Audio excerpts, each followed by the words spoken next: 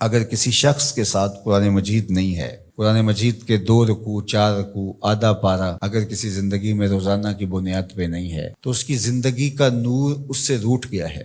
گر تو می خواہی مسلمان زیستن نیست ممکن جز بقرآن زیستن، اگر تو مسلمان بن کے جینا چاہتا ہے تو قرآن کے بغیر ایک لمحہ بھی نہیں جی سکتا۔ تو قرآن کو اپنی زندگی میں اس طرح داخل کر لیجئے گا کہ اٹھتے بیٹھتے چلتے پھرتے تمہارے ساتھ قرآن کی تعلیمات جڑی ہوں، کوئی دن قرآن مجید کی تلاوت سے خالی نہ ہو۔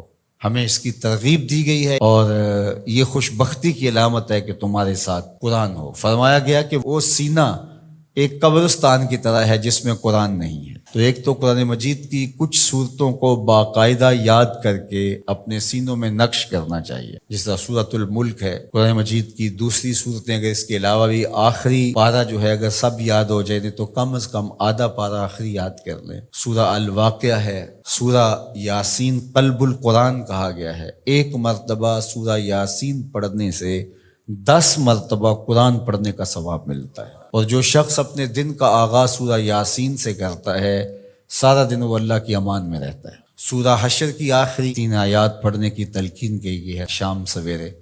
جو شخص صبح کو پڑھ لیتا ہے سارا دن امان میں رہتا ہے، اور اگر وہ فوت ہو جائے تو زمرہ شہداء میں لکھا جائے گا۔ اور جو شام کو پڑھ لے ساری رات اللہ کی امان میں رہتا ہے، فرشتے دعائیں کرتے رہتے ہیں، اور اگر وہ فوت ہو جائے تو نام زمرہ شہداء میں لکھ دیا جاتا ہے۔ جمعہ کے دن سورہ کہف پڑھنے کی تلقین کی گئی ہے کہ ہر جمعۃ المبارک کو سورہ کہف کی تلاوت کرو۔